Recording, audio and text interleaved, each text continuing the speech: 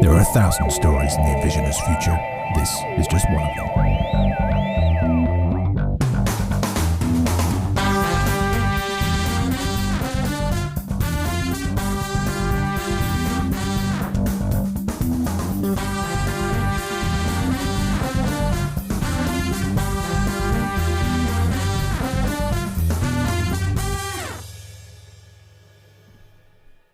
Hey, how the devil are you? Dave Coplin here. It's another Wednesday night session, dialing into the future work. How have you been?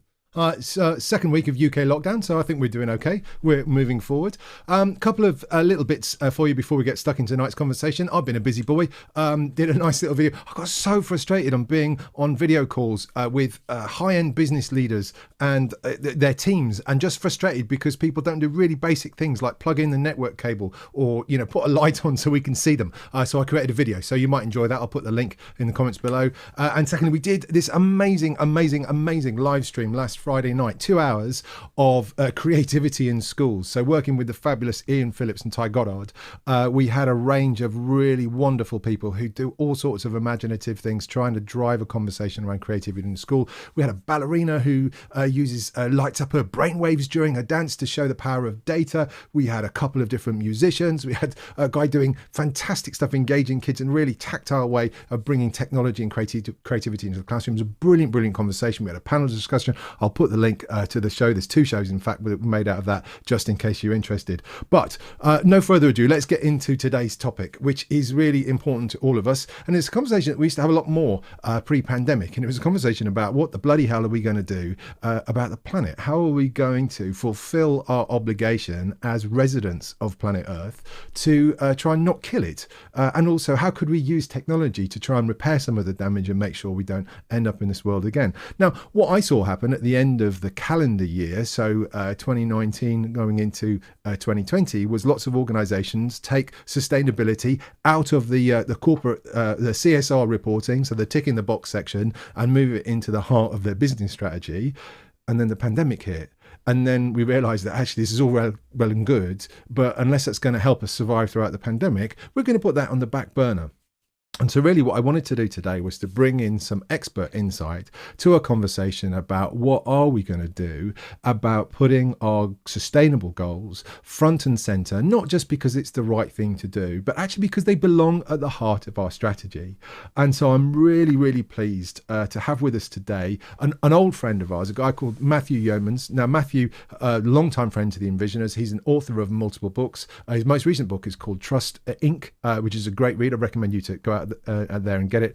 But also Matthew's been, for me, has been a shining light thinking about sustainability from a corporate perspective, if you like, about how do we get organizations engaged. And he's been consulting with them for over 20 years in this topic. Matthew, thank you so much for joining us. It's a genuine pleasure to have you with us. Oh, Dave, thanks for inviting me. So what I wanted to talk to you about, Matthew, was to really get your perspective. Let's start with the obvious place. And I guess the thing for me is my perception, based on not a lot of evidence, is that just given the extreme nature of the pandemic, most organizations have just kicked their sustainability strategy into the long grass. We'll worry about that in the weeks to come. So my first question to you is, do you think the pandemic has had a negative effect or a positive effect on the way that organizations think about sustainability? I think it depends whether we take a short-term or a long-term kind of view of things. Now, if we take a short-term view of how businesses globally that basically saw their whole markets disappear as the pandemic hit, what did they do first of all? Well, they scrambled like, how the hell do we save our businesses when basically no one's going to work, when consumers can't buy our products, when our whole way of actually operating has gone out the window, has been put on hold. Now, with the best will in the world, if you are in that situation, the very first thing and the only thing you think about is resilience. And most organizations, it's probably fair to say, had not necessarily factored in a global pandemic into their resilience planning. And so, yes, probably the strategies, the business processes the vision they had for what they were going to put into their sustainability strategy and what their kind of their purpose as businesses so like to talk about nowadays, probably on a tactical transactional level was put on hold. But saying that, the companies that already were thinking clearly about what sustainability, specifically environmental sustainability, meant for the future of their business, when they looked at what the pandemic was doing and how it was affecting their supply chains, how it was affecting their relationships with their customers, how it was affecting the culture of the business, they would have seen somewhat eerily and worrying parallels with what the rest of their future was going to look like based on their sustainability strategy.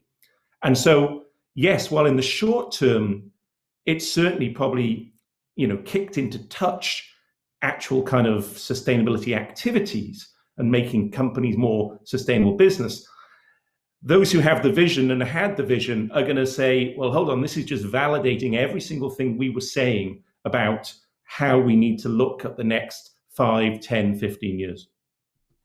Yeah, I mean, I love that, Matthew, and I think that's really right. Excuse me, I think one of the interesting things has been our reaction as consumers. And I know this is a topic very, very close to your heart as well. One of the opportunities of the pandemic has been it's given us an opportunity to pause for thought and reflect, on the pace of our lives, on our consumption around us. And I think certainly a lot of the people I talk to have got a very different perspective now on those things, level of consumption and things like, commuting and the value of that in the overall sort of business life cycle. And you've got to think that there's got to be people inside those organizations who are starting to bring that into their thinking in their world of work. Going forward, what can we do about this? And I wonder, do you think there are organizations that have where the pandemic has been positively affecting, what they're able to do from a sustainability perspective? Again, I think it's somewhat about kind of what their long-term visions are and how they're putting maybe into effect plans that they already had. There will be a few businesses that have done very, very well out of the pandemic, obviously, while lots of them have been hurt. But it's not necessarily that based just on kind of sustainable business strategy in that way. That's just a fact of life that kind of on a retail, on a consumer, on a food level, there's a certain global kind of logistics company that delivers things to your door that seems to have done particularly well out of the pandemic. But, it wouldn't necessarily be a great nod for sustainability, what they've done. So we are, in a way, what the pandemic has done is has shone a light on the way we live our lives, or the way we lived our lives, and the way we bought things, the way we went to work, which of course, is your whole focus, the way that the future of work. And it's made us sit up and go, well, hold on a minute. Why were we sitting in that car for 2 hours a day commuting to work? Why were we on trains where we were crowded like sardines with an infrastructure that wasn't working? And why were we necessarily so caught up in a kind of a ritualistic way of kind of going to work that didn't give any time to ourselves? Now, out of adversity comes fresh thinking. Yeah, I think that's the cliche, right? Or maybe it's a new cliche. And certainly, people much smarter than I have posited around this is that there has been a cultural change in the way that we think about going to work and the way we think about how we interact and even consume things. I mean, the numbers of conversations I've had with people who are just getting rid of stuff that they just realized they didn't actually need in that way, because what the pandemic did, for better or worse, was make us focus on some of the essential things. And some of the essential things in our life, whether it's be our health, whether it's be our relationship to our family, aren't about consumer products so much. Now, does that mean that people won't go back and buy lots of stuff? No, probably they will. But there has been a repositioning, I think, and a reassessment of what we most need. And the companies moving forward who will do really well, not necessarily in the short term, will be the ones who anticipate that trend, that sensibility change, and adapt for it. And not just in the things they sell, Dave, but in who they are and the values they put forward.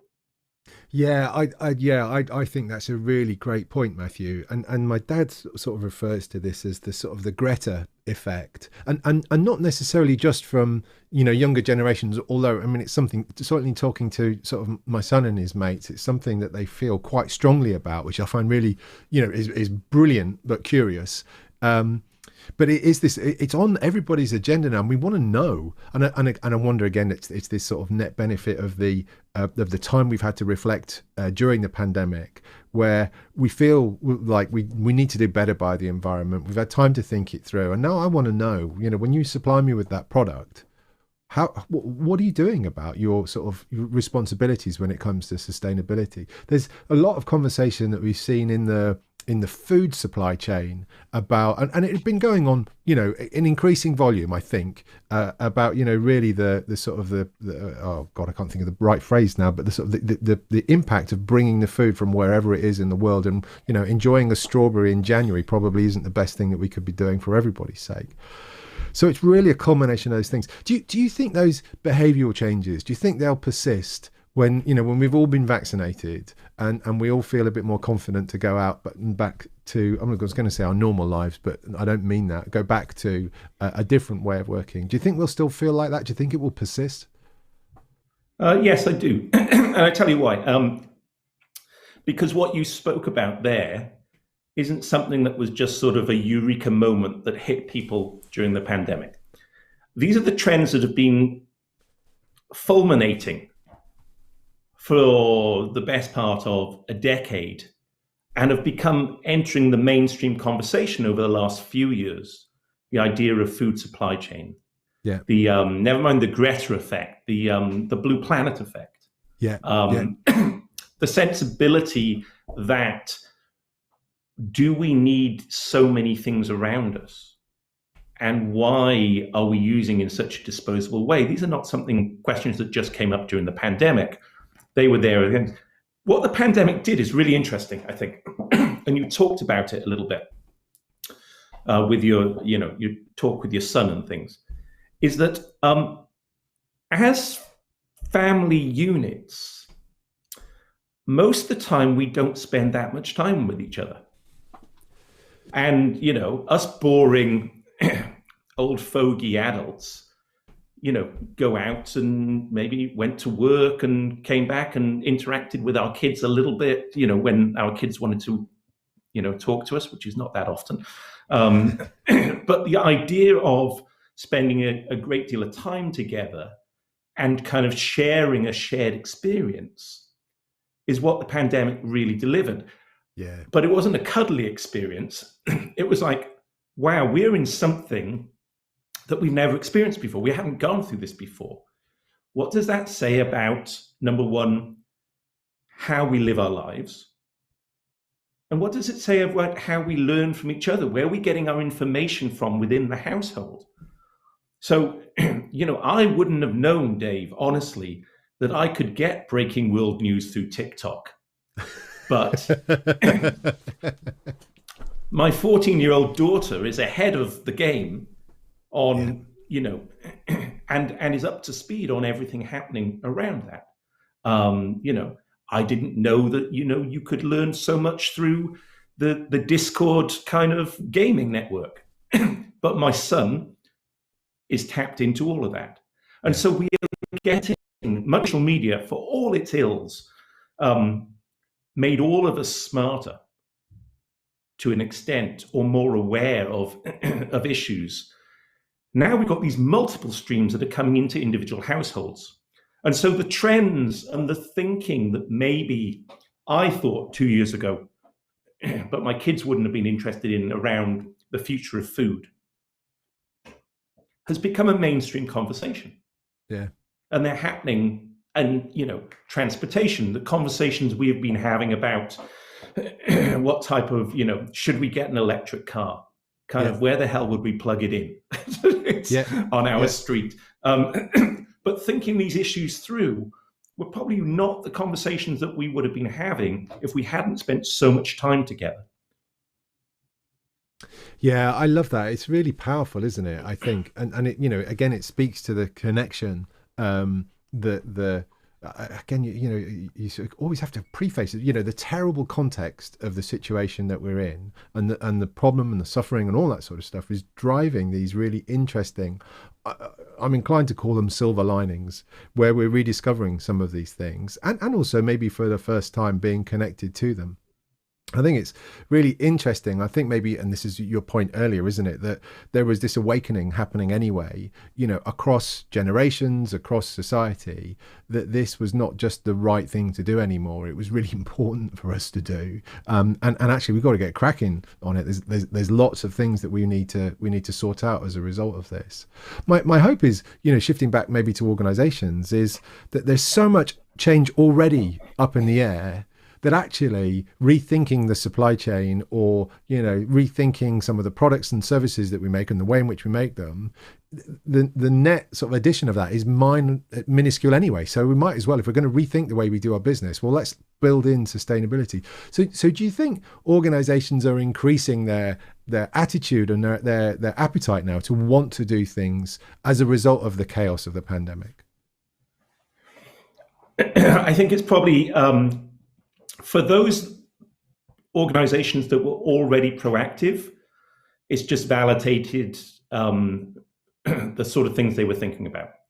For those that maybe were complacent, it's probably been a massive wake-up call. Such has been the disruption.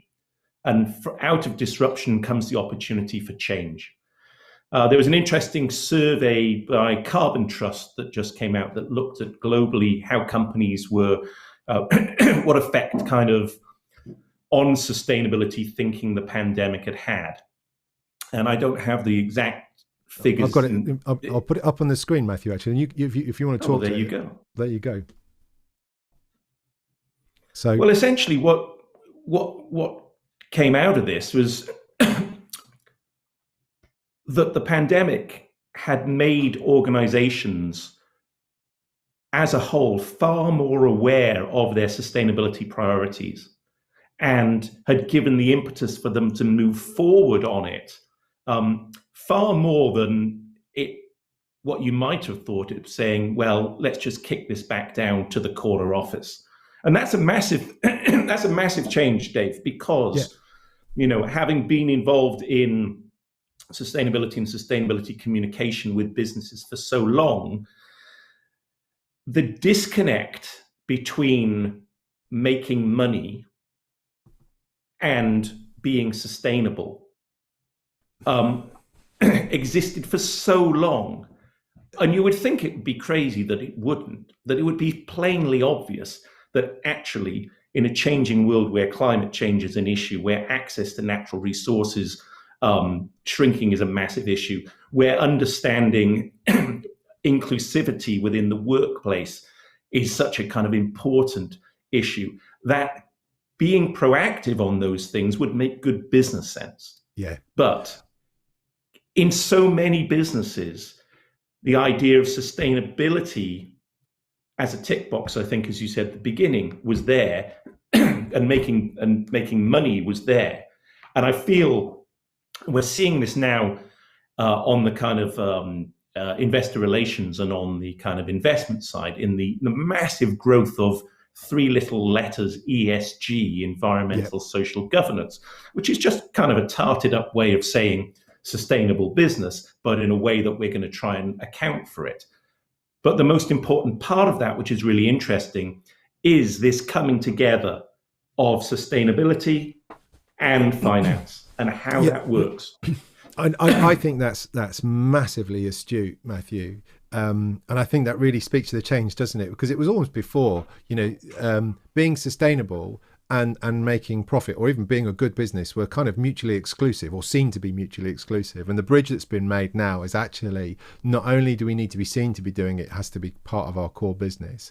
We've all seen the stuff happen in the UK around corporate governance and the Section 172 reporting. So now organisations are, being told that they have to report back on this stuff. Certainly the organisations I'm involved in now, the change that we're making is, I want to report back on the key sustainability figures in the same sentence as our business metrics. So when I'm telling you, the profit we've made, the margin, and all that sort of stuff, I also want to tell you that. And I think that change is measured. We've actually had a really sort of insightful question on this come from Fleming. So Fleming, thanks for joining us tonight.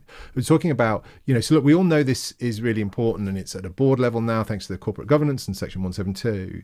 But we're not actually measuring people on it yet. How do we make people accountable for the change? At an organizational level, is that something that we've got to change? We've got to fix how we compensate people in terms of how they address this problem? Oh yeah, completely. And there's different levels of this, isn't there? I mean, a number of major companies have been giving kind of bonuses and basically reviews of productivity and also kind of performance based on sustainability targets for a while. Companies like Intel in the US have been doing kind of performance kind of reviews like that for quite a long while. And so there's that on a kind of a business management point of view. But that leadership has to come from the top, and you have to have very strong set of guidelines of what you're trying to achieve and things. And that doesn't work, to be perfectly honest, if sustainability isn't a core part of actually the business strategy itself. And that really does come down to sorry for all you kind of reporting geeks out there who are really into it. For the rest of the world, the slightly boring world of combining sustainability, non-financial reporting with actual financial reporting, this so-called world of integrated reporting, where you don't treat sustainability, the environment, as some externality, like it doesn't matter to your business and you can just look at it when you're doing something good, but you actually look at what your future looks like and say, hold on a second, the way that we conduct ourselves as part of our society actually is fundamental to the success of our business moving forward. And so we have to value and we have to account for both the impact on and the value to that we bring as a business to the environment and to the people who live within that environment. And that's a hugely important step. And what's interesting about it, it's beginning to get validated far more by government, by regulation, by industry bodies who understand, and this is kind of the big thinking that is coming through this, is that there's no point just changing one little bit of things. We have to change whole systems. Yeah. And the only way we're going to change whole systems is by changing the frameworks around those systems. Yeah, absolutely. The other interesting thing I think that's happening here is the investment community, and in particular pensions. I'm seeing huge shifts there in terms of, pensions basically looking for organizations who are doing well by sustainability as part of building out their portfolio for their members. And so before, where I think there was less of an incentive from the investment community, or even from the people thinking about the shareholders, to be honest, now actually this is really becoming front and center. And so to your point about system-wide change, we've got customers and consumers and citizens thinking and behaving differently. We've got employees and leadership teams thinking differently as a result of the pandemic. And now we're starting to see the financial side of this coming together, aided by, a bit of regulation and guidance and, some of the corporate governance stuff happening. So you've got to think that this is the opportunity now for us to move forward and start to make happen. And based on that, let's get into that sort of classic summary question of, business leaders, employees are sitting there thinking about what can we do. this is such a broad and complicated topic. I get it, and it almost trivializes it by me asking this question. But where should people start, Matthew? What's the one thing, if you want them to maximize their chance of success, what's the one thing that organizations have got to do to make this work? Well, I should declare probably a vested interest here in saying that is that I spend a lot of my time kind of teaching workshops and educating around kind of sustainable business. But the key thing is education. And it's not education for just a couple of people in the business. We've reached this. Let me backtrack for 1 second. Sustainable business isn't transactional. It's not just something that you do as one part of the business. If you're going to be successful as an organization moving forward in the future, you have to understand that this is a business philosophy. And it's a business philosophy because this is the way that our world is changing and going. We have to adapt to climate change. We have to adapt to changing demographics, changing sensibilities. We have to recruit the best talent. And that talent comes from all around the world, from all walks of life. We have to understand how to think about sustainability different. And that means that everyone in the organization needs to understand at least the fundamentals of why it matters to business. They don't all have to be experts in reporting frameworks and ESG and things, but they do have to understand why these issues that are happening around the world could make a fundamental difference to them keeping their job, to being promoted, and to the business and their future working as they would like it to. And that's a fundamental thing. So it really is that sort of direct correlation, and maybe it's the opposite of where we were a few minutes ago, of the two being mutually exclusive. It's actually showing, highlighting, and helping people connect with the fact that these things are directly related to each other. Do you think that's it? Yeah, this is fundamental to people's business whole, not to the people planning future growth. It's fundamental to where your next job is going to come from. Yeah. To where your career path is. Or if you're at the end of your career path, what your legacy is, because you will not be thought of brilliantly if you just say this isn't my problem. This is bigger than just kind of the next 5 years of where percentage growth is coming from. This is actually about the existential future of businesses. Ask any oil company at the moment about that, and they'll tell you. Yeah. The thing though in this, and I know that you're working on some material around this, and I should have talked to you before a bit more about that, but as you know, my dad's working on this sort of story about how engineering can offer some of the solutions to this, but his sort of the way he gets greeted is often, well, just give me the simple methodology for how we do this. And sort of the conclusion that he's at, and certainly where I'm at, is that we can no longer. This isn't a simple. In these 7 steps, you'll simply save the planet from. It doesn't work like that.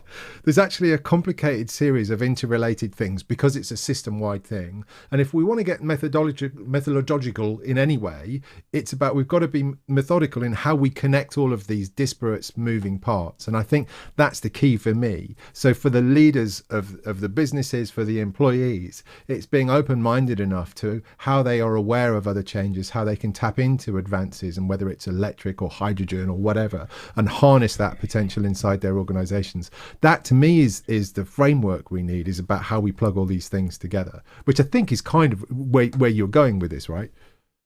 Yeah, absolutely. And I mean, one of the major failings so far in the business world, not necessarily because it's their fault, but as a result, is that we have not embraced the United Nations Sustainable Development Goals and used them as a blueprint, as a framework for exactly what you're talking about, the interconnectedness of all these issues. Business should be working better with government around this framework to actually move forward. But if I were to sum it up in one bigger thing, is essentially we have to fundamentally, within the business world and as outside of it, we have to fundamentally reassess our relationship and our balance with nature and with, kind of how we interact with that. Because that, let's put it this way, just think about trees, all right? Trees were here before us and trees will be here after us. And they don't care about us because they'll be just fine. But if we don't look after nature, we won't be here. Yeah. Look, I think that's a really fabulous place at which we need to leave it, Matthew. I mean, this is a huge topic and it's always ambitious to really try and do anything meaningful in 30 minutes. But I think there's been some wonderful moments in this conversation that I think are really pertinent. For me, it was really about the connection of business outcomes to sustainability goals. Matthew, thank you so much for taking the time and joining us. I know you've got a lot on. It's really appreciate that you're able to spend some time with us this evening. Oh, thanks for having me, Dave. Anytime. A pleasure. You're a star. So, ladies and gentlemen, that's it for this week. It's been an absolute pleasure. Thank you so much for joining us and being part of the conversation. As always, we love to get your feedback. We love to have your engagement. So it's been great that you could join us, not just on the show today, but in the comments during the week as well. It's always good to get those. Next week, we're back. We've got a really, really lovely interview with David Price, who's the author of a book called The Power of Us, which is really, really great at thinking about how we connect together as groups when we're dispersed as the pandemic. It's a book that was written just as the pandemic started, so it's based on some really good insight. That's going to be a great conversation. We'd love to have it back with us. Stay safe. Thanks for joining us. We'll see you next week. There are 1,000 stories in the Envisioners' future. This is just one of them.